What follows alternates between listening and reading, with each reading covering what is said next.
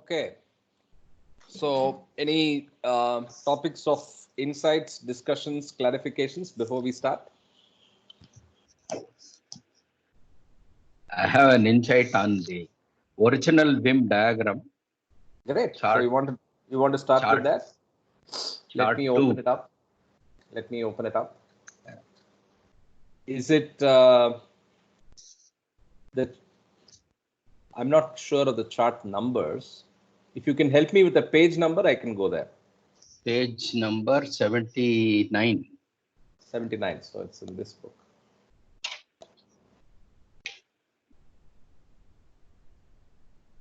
This is the other one. So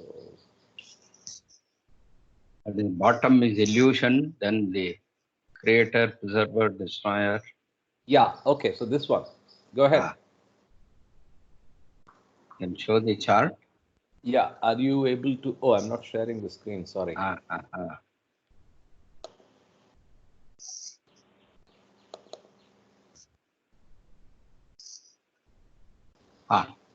Start from the top, start from the bottom. I'll magnify. Bottom. Okay. Just a few observations from my own ideas. Sure. So the area of the illusion we are living in, that is the creation and the mundane world where we are stuck now. Okay. The next level is the creator, preserver, and destroyer. Is the world of our Puranas. If we go back to our Hindu philosophy, Hindu spiritual literature, all our Puranas, I think they dwell in that area. All our stories of gods, different Puranas are all at this level. And our Vedic literature is in the next beyond God, and also pointing towards the beyond God also.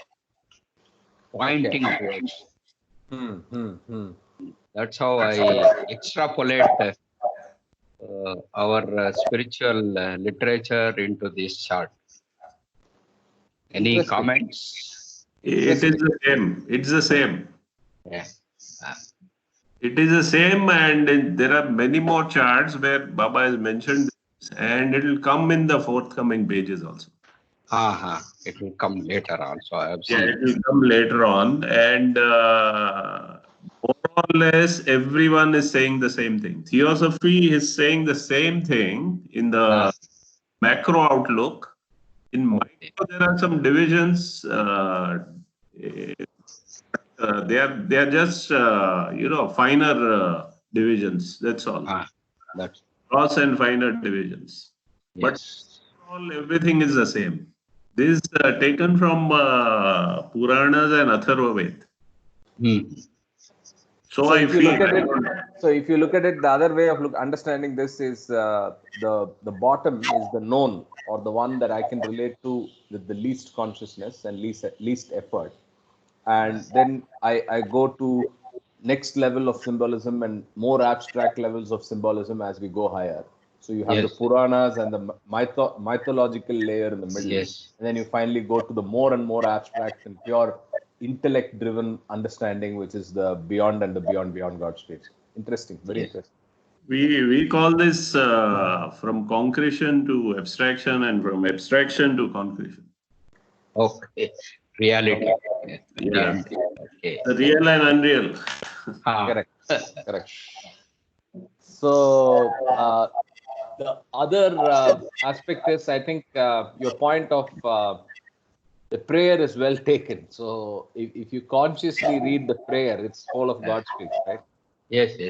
The Parvardigar prayer is nothing but God speaks. So if we are able to internalize that, nothing like it. Perfect. There is a song by Pete Townsend on Parvadigar in one of his first albums, a solo artist, apart from The Who, where this particular song is written both by Pete and Baba. The credit has been given to Baba also. Oh, okay. There on YouTube, just have a listen. You got karma triggered now, man. He came to Baba to Pete. Yeah, there are 3 albums dedicated to Baba. Okay. Okay. So Kama's route to Baba is Pete Townsend. So Yeah. he's the rock man. Actually, I they had a became group. famous. I have a Go group ahead. on Facebook, the greatest classic rock songs of all time. I have quit the group, but it's still there. Kama, I heard you say something. Yeah, I was saying that the Who, when they came in the 60s with Beatles, Rolling Stones, they were part of the what we call as the Beat generation.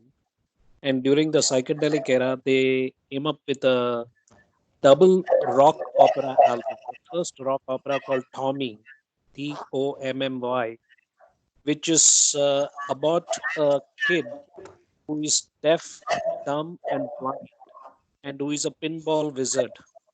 Okay. And this album was inspired by Meher Baba's silence.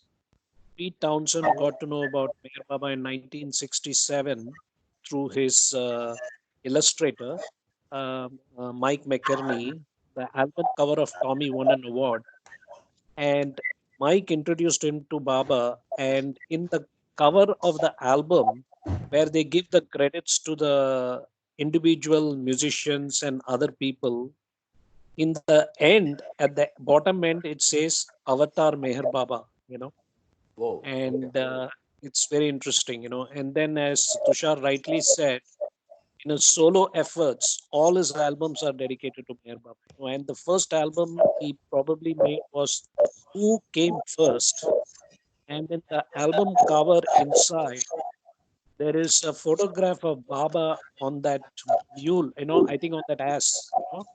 If you go to Mansari's room on the left side, when you face the bed or that place where Baba sits, there is a photograph of Baba Oh yes, on yeah. this, Ass. on this Yeah. donkey Correct. as with Mehra and Mani and couple of other people, the workers also. So there is one particular photograph where there is only Baba on the ass actually, and that photograph is in that album called Who Came First actually. So one more thing I wanted to add was one of my insights I had a couple of years ago about the 3 prayers is Parvardigar prayer is You equivalent told to a me Jnana this. Yoga prayer.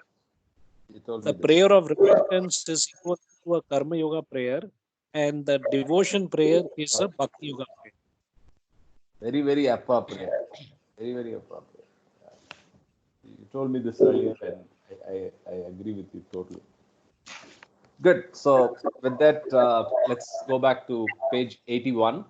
I hope my screen is visible. Avatar Meher Baba ki jai. As said before, when the projected consciousness withdraws inwards or undergoes full and complete involution, that nothingness, which was once experienced as reality, automatically vanishes for the consciousness, which is now focused completely on the eternal reality of the infinitude of God. In short, there is no consciousness to be attained to realize reality, the eternal. It is the same consciousness latent in the everything, which, when it emerges out of the nothing, first gradually evolves and associating with the nothingness, then experiences the nothingness as real. When the evolution of this consciousness is complete and full, the same consciousness makes God experience the false nothingness, which expands ad infinitum as real and infinite. Again, when the same full and complete consciousness reaches full and complete maturity through its own involution, it realizes infinite reality as the only reality and gives God the experience of his own real and eternal infinite state. God, in his original state of infinitude, is eternally infinite through his infinite, unbounded, and unlimited triune nature of infinite power, infinite knowledge, and infinite bliss. As God eternally is, The only virtual difference between the original state of God and the new states of God that he acquires is that of the consciousness gained progressively through the impressions of the projected nothingness. God, in his original state of God is not conscious of his infinite eternal existence, nor of his own infinite nature, though he exists infinitely and eternally.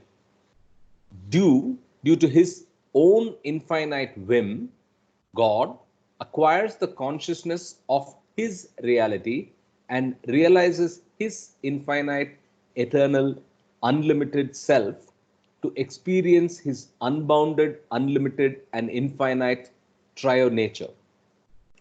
Thus, God, now with his newly acquired state of eternal consciousness, is consciously and eternally aware of his original beyond the beyond state of God is, which is forever and ever unconscious of the infinitude of his own God is state.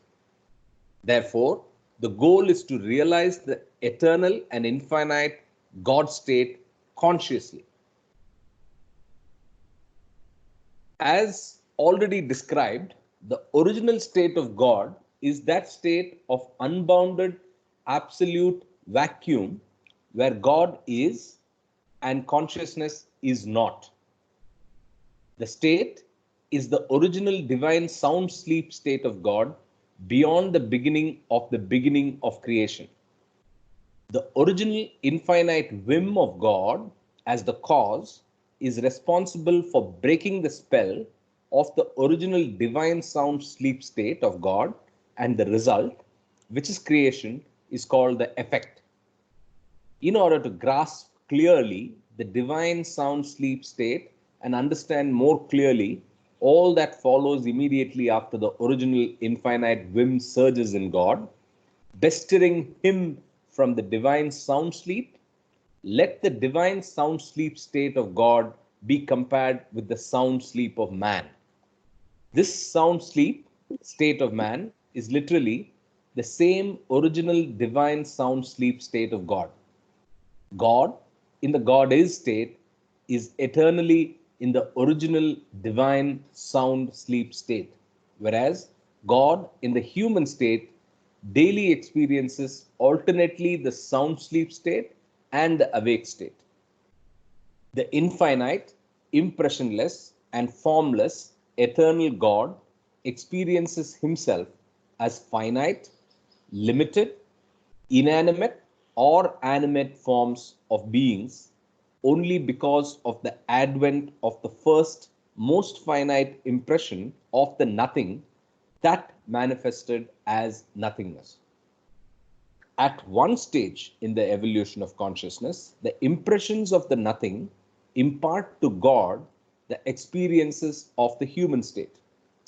These impressions of nothing are just picked up by the most finite first ray of consciousness in God, made manifest simultaneously when the latent original infinite whim surged in God and projected the latent all of the most finite nothing as nothingness. The original most finite impression multiplied and increased simultaneously and concurrently with the evolution of the most finite original trickle of consciousness. The multifarious and varied impressions so formed were experienced by the greater evolution of consciousness through multifarious and varied media of finite or gross forms, because the impressions formed must necessarily be experienced by the consciousness. But for consciousness to experience the impressions, suitable media were absolutely necessary. Thus, the evolution of consciousness goes on evolving further, and greater consciousness in conformity with the evolution of gross forms of relatively higher and higher types in order to experience the impressions gathered in conjunction with the preceding relatively lower types of gross media. In short, the most finite first impression of the original infinite whim surging in God gave to the unconscious infinite God the most finite consciousness. Gradually, varied impressions multiplied and increased and gained greater finite consciousness for God until eventually the evolution of consciousness was complete when the impressions of full consciousness gained identified God with human form. God, having now gained full consciousness in human form, the need no longer persists for additional or higher forms to evolve consciousness as this consciousness gained is full and complete. During the process of evolution of consciousness, the consciousness, while identifying God consciously with varied finite gross forms, inanimate and animate, was also simultaneously, though unconsciously, identifying God with his limited subtle form and his limited mental form. These forms, associated with the limited gross form of God in compact and homogeneous unconscious association throughout the process of evolution of consciousness from the very advent of the first original projection of the latent nothing in everything. It is but natural that together with the evolution of greater and greater consciousness of God, the evolution of the limited and finite, subtle and mental forms simultaneously takes place, till in human gross form, the limited, subtle and mental forms of God are fully developed. Though God has gained full consciousness in human form, and through the limited, subtle and mental forms are also fully developed in the human form, yet the full consciousness so gained is only of the gross, which gives experience only of the gross world. Hence, the fully gained consciousness is not yet conscious of the subtle and mental forms, nor does it consciously experience the subtle and mental worlds. In short, though God in the human state has gained full and complete consciousness, he is still not conscious of his limited energy of the subtle form, nor of his limited mind of the mental form.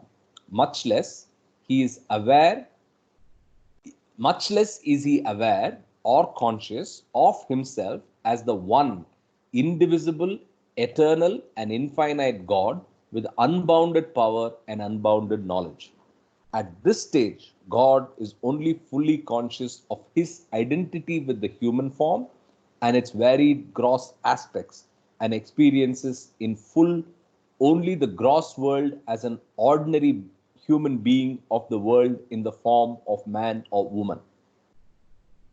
I take a pause here if there are any observations. I have one observation.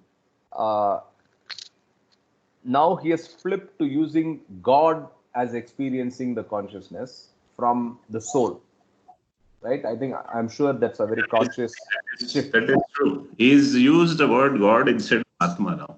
Exactly. So instead of the small soul in this chapter, in the last 2 pages, it is the experience of God in that nothingness, moving on to through the layers of more and more consciousness, and he's repeatedly using the word God.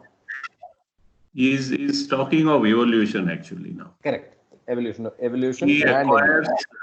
the God state keeps on acquiring over time more and more vehicles. Forms. Vehicles. We call it instruments, as you call it. Vehicles. Yeah. Upadhi. It's known as Upadhi in Sanskrit. Upadhi, yes.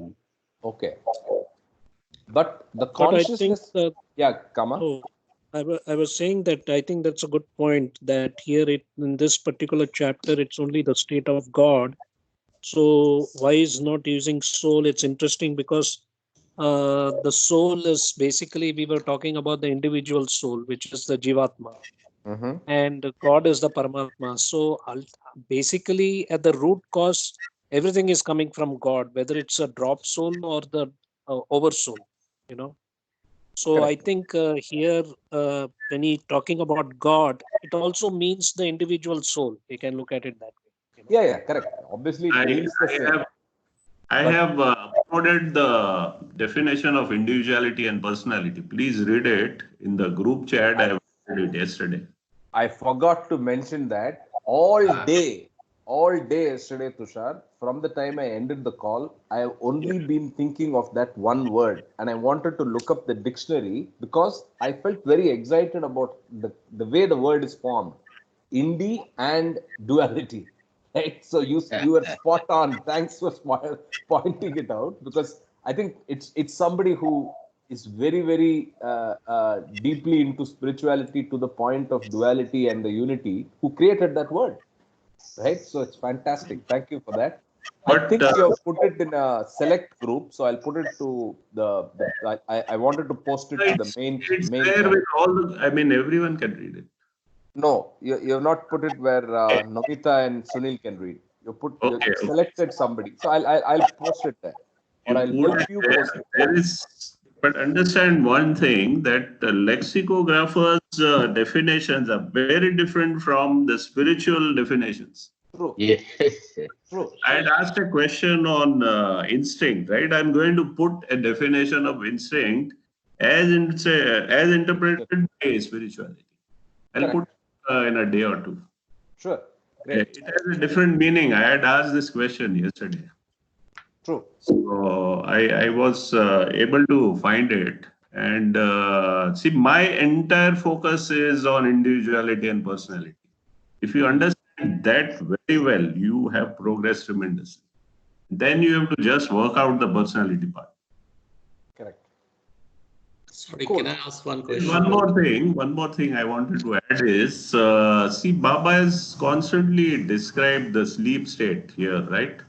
And immediately after reading that, I realize, I'm reading the entire book, I realize Mandukya Upanishad is very necessary to read. I have given a rough translation here. I have uploaded that. Correct. Yes, I have seen.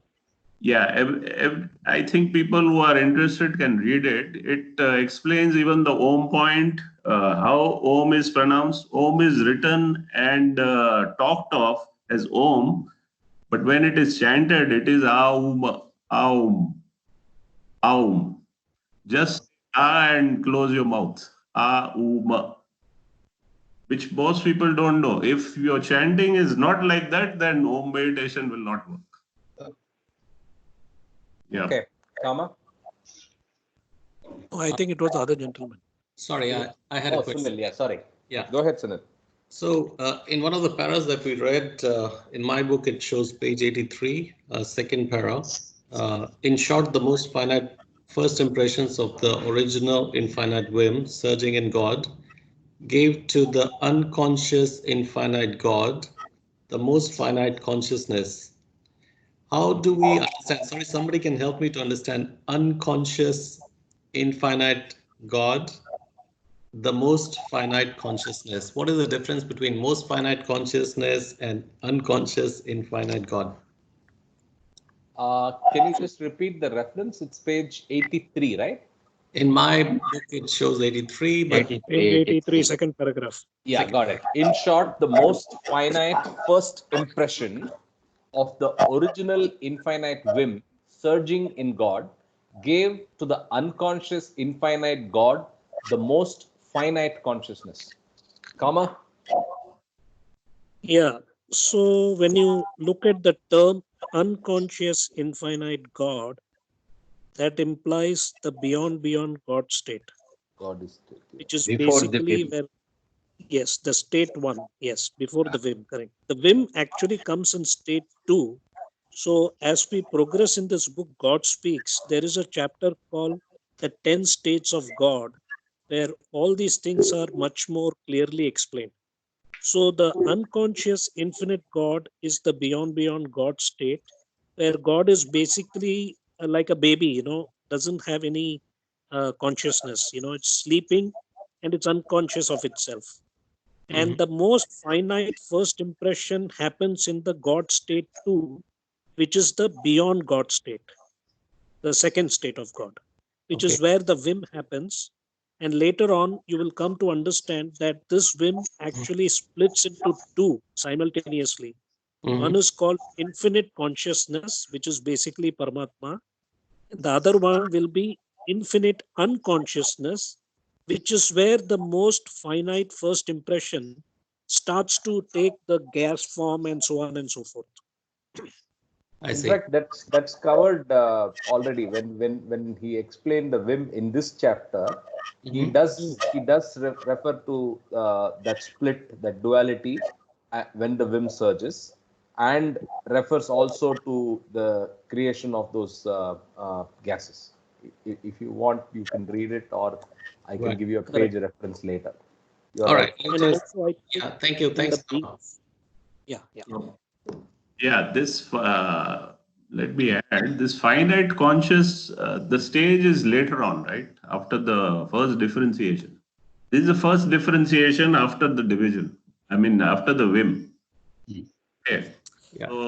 So that division is towards limitation, finiteness from the infinite and unbounded Paramatma. So that is why the consciousness is finite here. The whole So idea basically, to be self-conscious. Okay, the whole whim has come because of Paramatma feels it should be self-conscious. And the whole evolution begins from that. Yeah. Clear. I don't know if I'm clear. I am not very good at articulating. I'm trying to connect all the dots, so pardon me for ignorant questions. Yeah, but it's clear. so Thank you. No, I mean it's very good I because it don't think helps it's everybody. ignorant at all. I don't Absolutely. think it is ignorant. We all had questions. All those who have read, we had the same questions. So don't I hesitate think to ask questions. Thank you. to extrapolate what Tushar says, the whim is actually latent in that God is state. And as he says earlier, that this whim, consciousness, duality, all these things are part of the nothing. Okay. So when the whim happens, it creates the most finite first impression. And this most finite first impression then creates the most finite consciousness. Right. Yeah, that part is you have Paramatma and Mool Prakruti. Okay, those are the words used in the Purana. Okay. Will clarify this further. Are you aware of Mool Prakruti? I've heard the No. term, but yeah.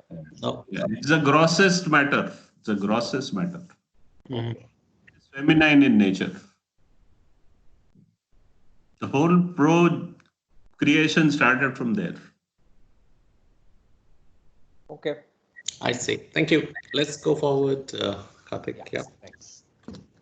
But the consciousness of man, together with his mental form as the mind, his subtle form as energy, and his gross form as the body, are all the outcome of the manifestation of the most finite nothing as infinite nothingness, which was latent in the God is state. In other words, the limited mind, the limited energy, and the finite body are all of the nothing, and the consciousness of the limited mind, the limited energy, and the finite body is also of the nothing. 1 second. In man, the mind is the seed. If I, Go ahead. this paragraph is a sort of a very concise summary, I think, what we have learned till now. So we can repeat this. Yeah, Yeah. agreed. Repeat the paragraph. Yeah. Yes. But the consciousness of man, together with his mental form as the mind, his subtle form as energy, and his gross form as the body, are all the outcome of the manifestation of the most finite nothing as infinite nothingness, which was latent in the God is state. In other words, the limited mind, the limited energy, and the finite body are all of the nothing, and the consciousness of the limited mind, the limited energy, and the finite body is also of the nothing. Correct. This summarizes the whole thing. In man, in man, the mind is the seat of desires and thoughts. Energy is the seat of force and vigor, and the body, typifying happiness, is the seat of happiness and misery. Hence, these desires and thoughts, force and vigor, happiness and misery, are respectively the finite aspects of the limited mind, energy, and body of man. Although these aspects of the finite basis of the triple nature of man, the mind, the energy, and the body, typifying happiness, are finite due to the fact that they are the outcome of manifestation of the most finite nothing. Yet, these finite aspects of mind, energy, and body demonstrate their capabilities ad infinitum. This is because each of these finite bases of the triple nature of man, energy, mind, and the body, typifying happiness, is closely linked with and upheld by each of the three infinite bases of the trio nature of God: Sat, Chit, Anand, infinite power, infinite knowledge, and infinite bliss. The fact is that when the latent infinite trio nature of God is gradually manifested out of the gradual projection of the finite nothing, and when it simultaneously protrudes the projection of the finite nothing as nothingness manifested ad infinitum, this very same infinite trio nature of God at this stage of manifestation becomes enmeshed in the apparent and false infinity of the nothingness, and thus gets itself expressed as the finite triple nature of man with capabilities demonstrated ad infinitum. How the mind, the energy, and the body, as the triple nature of man, demonstrate their capabilities ad infinitum in illusion is clearly experienced through the inventive mind of a scientist who finds no end to discoveries and inventions, through the release of nuclear energy in illusion, which has reached a stage where it threatens with its own force of illusion to destroy the very nothingness out of which it emerged and evolved into such a terrific force. Through the body, typifying happiness, which now, keeping pace with the advanced progress of the evolution of the nothing, is infinitely urged to seek greater and greater happiness to such an extent that happiness actually becomes the very basis of the life of illusion. The only reason for such infinite demonstration in the field of nothingness, which is illusion, is because the basic finite triple nature of man, energy, mind, and happiness, of nothingness, is upheld and stretched out ad infinitum by the basic infinite trio nature of God, infinite power, infinite knowledge, and infinite bliss of everything. Infinite power is unbounded and is never reduced nor exhausted, whereas finite energy, though linked with infinite power, is reduced and exhausted because it is the only outcome of the nothing manifested as the finite energy of nothingness.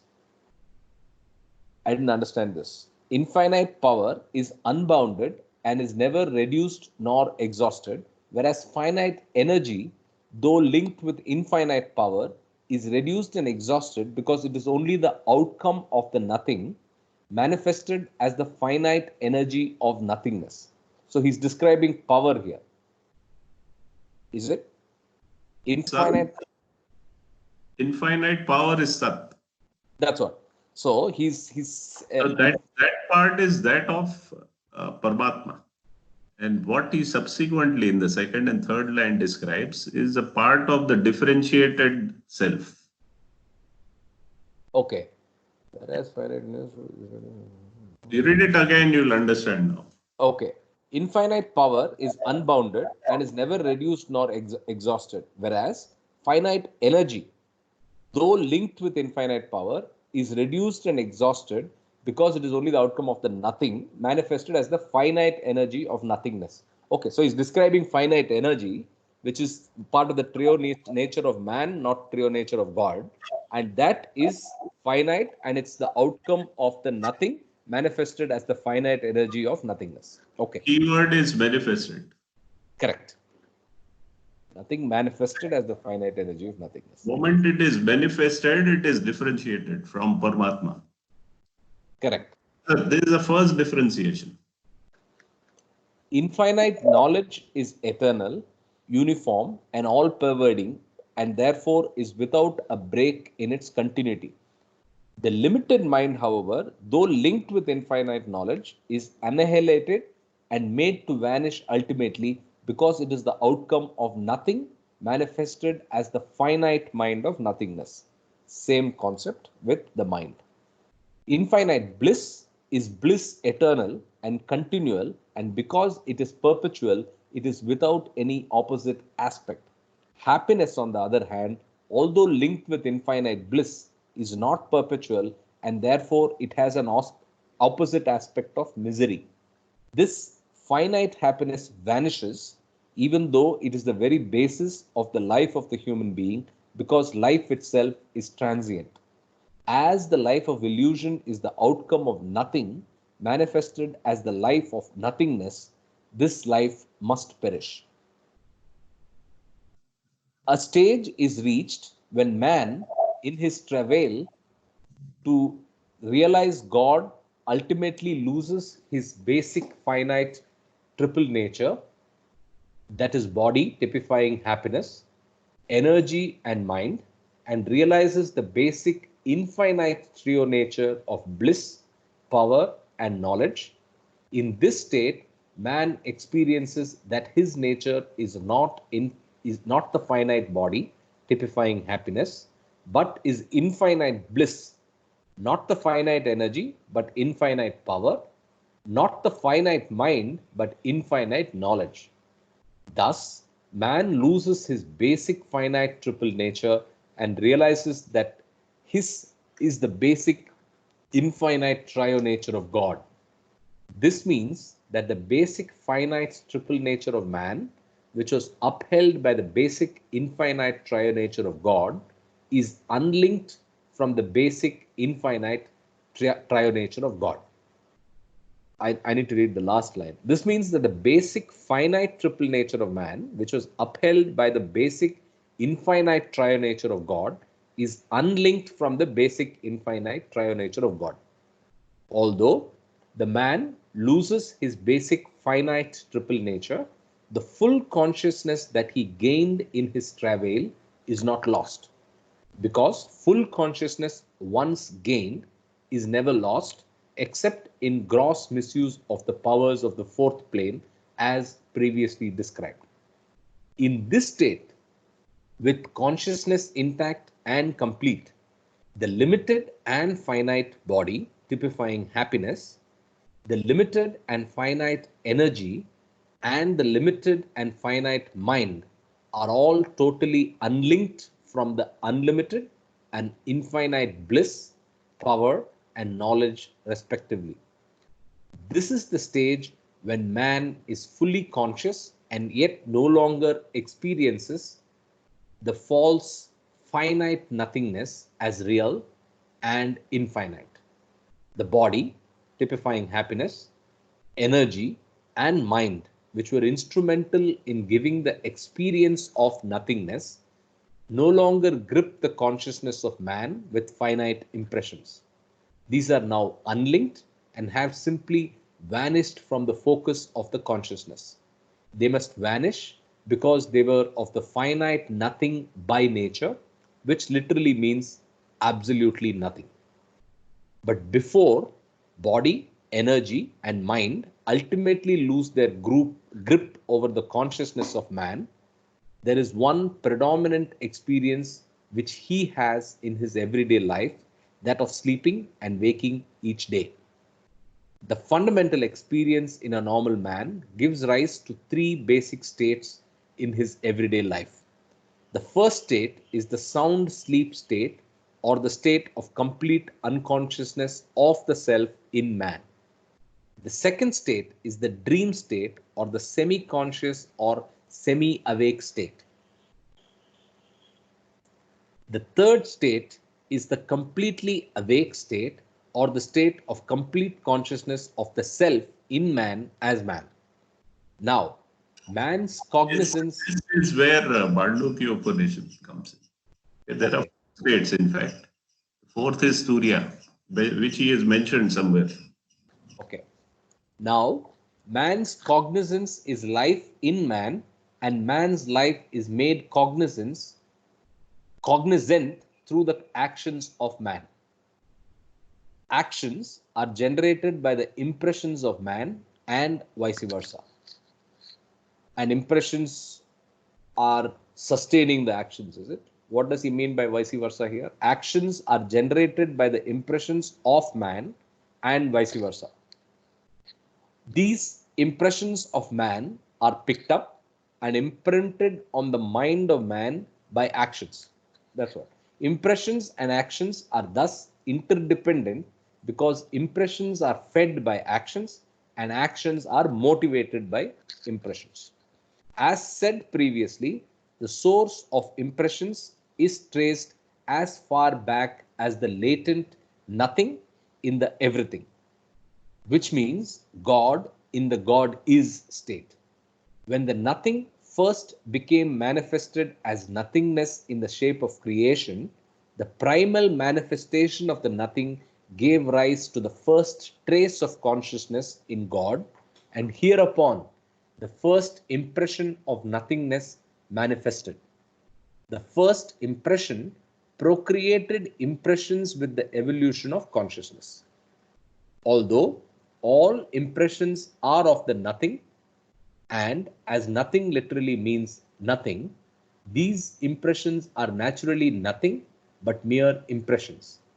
But because it was through these very impressions of nothing that consciousness evolved fully and completely in man, the consciousness of man is closely linked with these impressions of nothing and makes man consciously experience this false nothing as everything and real. Impressions, as such, play a vital role in the life of man until such time as they are completely wiped away, relieving and freeing consciousness from experiencing the false nothing as everything and real. Consciousness, when relieved of all impressions, will no longer experience the false nothing as real, but it will experience reality as the unlimited self. That's God. As long as impressions persist and continue to impress the consciousness of man, these impressions, activated and generated by the energy of man, are being constantly imprinted on the mind of man and are being retained or stored in his subconsciousness. Some of these impressions remain dormant in the subconsciousness of man for hours, days, or years, and sometimes for lifetimes.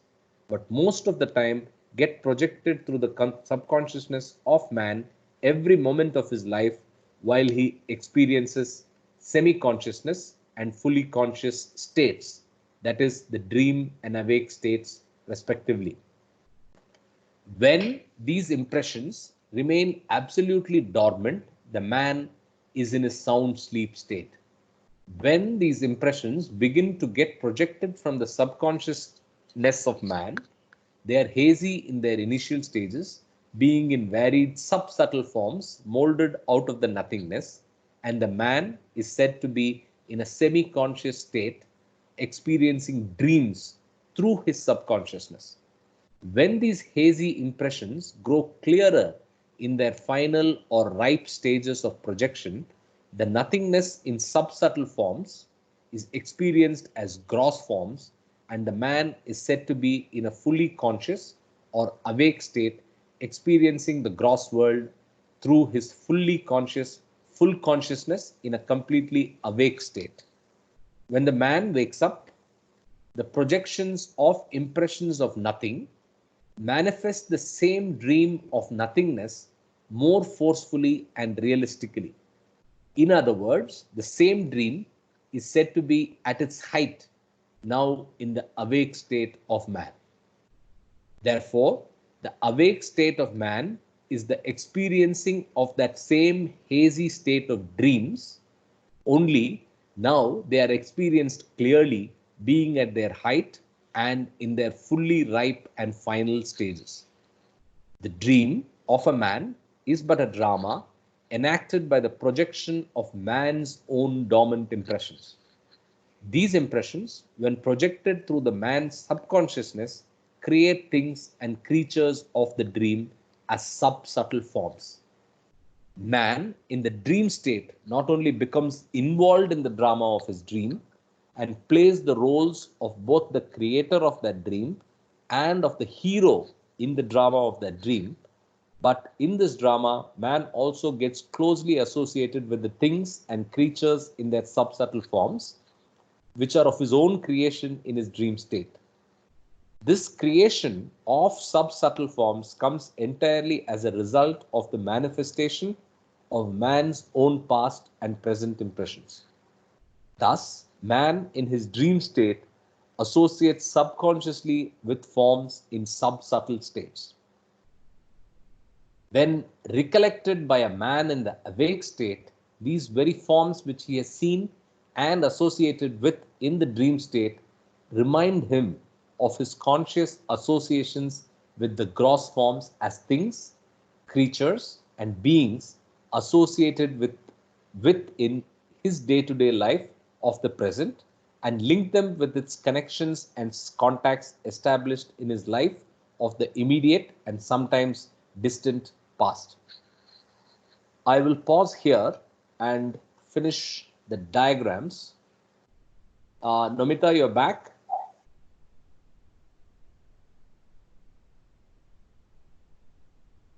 Yes, she is back, I guess.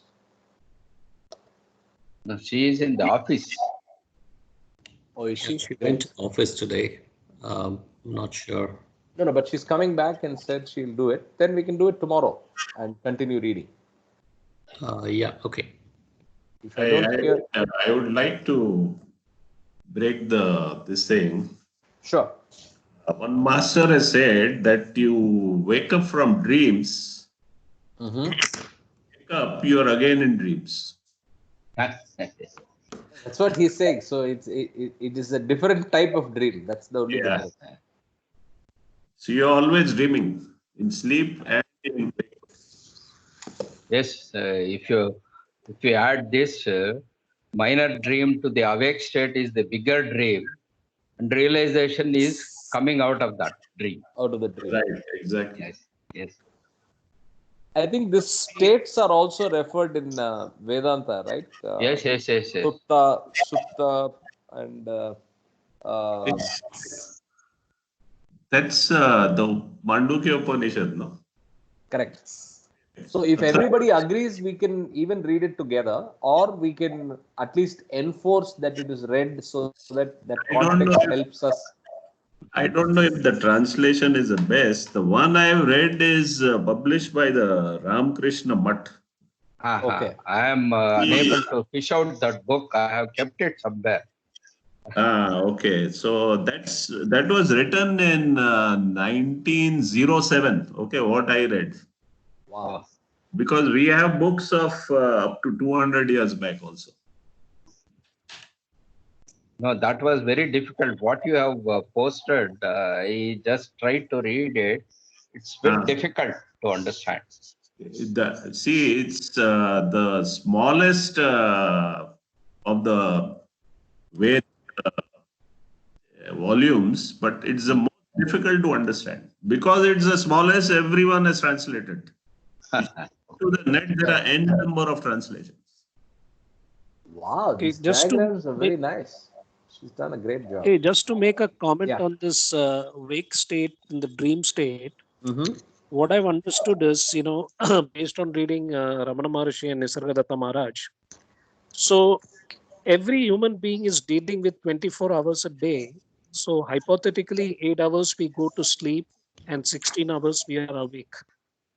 So in the 8 hours of sleep, there are two states. One is the sound sleep state, or you can dream state. So when we are dreaming in the sleep, it seems as real as in the waking state. And as soon as we wake up from the dream, we realize that it was a dream.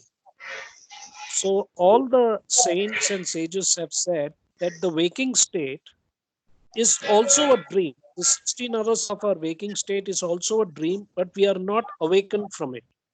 Ah, So that That is what is, Baba, let me finish. So what that Baba is, says is basically that, we have, I've come here to awaken, because the main reason that we feel it's not a dream is because of our attachment to the body. There is one paragraph in God-Man Part 2 in Discourses where Baba says, what is disastrous for the soul is not being conscious of creation, but consciousness gets caught up in creation.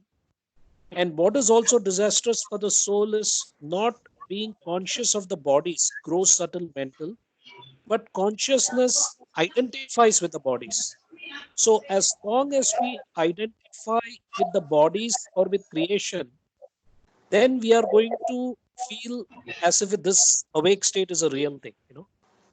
So this is what Ramana Maharshi and Nisargadatta Maharaj say, that basically as long as you don't identify with the bodies or get caught up in creation, but look at it as a pure observed witness, then you are in the being state, not in the becoming state. Thanks. Being state. true, Okay. true. Yeah. And the only way to transcend this is intuition. Intuition comes from a plane higher than the mind. So, if you want to transcend the logic and get into all this, which sounds illogical to you, you have to get into developing intuition. This all the masters are emphasizing on this. In fact, Baba says that's the gift he has given in this avatarhood, right? The gift of intuition. Don Yeah, Stevens refers yeah. to it multiple times, that the gift that he has given in this avatarhood is the gift of intuition. That is true. Uh, So all gurus are here for that only. And so yeah, what Karthik was saying, just to extrapolate, what Baba has said in discourses, that man has gone from the age of animal instinct to the age of analytical reasoning mind. Now this is the age of intuition. Correct.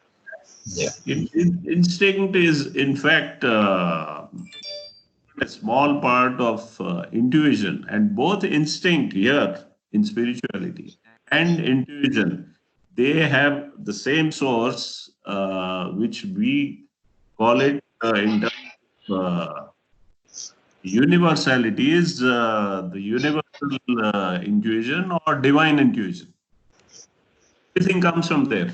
It sort of is microcosm for self-similar in terms of pattern of fractal geometry and chaos theory. You will understand this better. Self-similarity, microcosmic and macrocosmic both. So Great. we are bound by the universality in terms of will, intention, and mind. The universal mind, which is known as Mahat. Inside Mahat, yeah. Collective consciousness, correct. Or universal, yeah, So universal mind. we are still bound by that. Apart from working on the individuality, we have to work on the collectiveness in general also. In collective sanskaras. Correct. So I was just bringing them up just to show you people on how beautifully she's done it. So we'll wait when she's available, maybe tomorrow, to see it. I Can hope you're that able. be? Can that first image be rotated? Yeah, Lateral. I will. I have to download and open it. Just 1 second.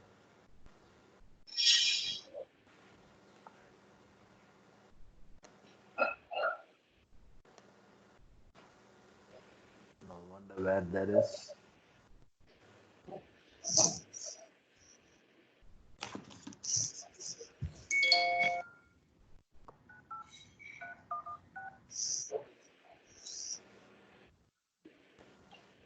Did it download?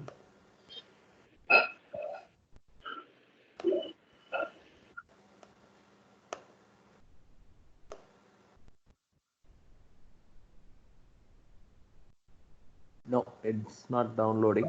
I will set them all up so that we are able to spend some time on this maybe before we start tomorrow. And hopefully, if Namita is at her desk or at a place where she can talk about it, it will be perfect. Yeah? Today is the last day we can go back to offices, so she had to rush back for clinics and things. Yeah. Great. Okay. So stay safe, everybody. I'm winding up a few minutes early. I have to jump into a call as well today. It's Monday morning, so we will get back in touch and enjoy thinking of all the things that we discussed. And Jai Baba. Jai Baba. Jai Baba.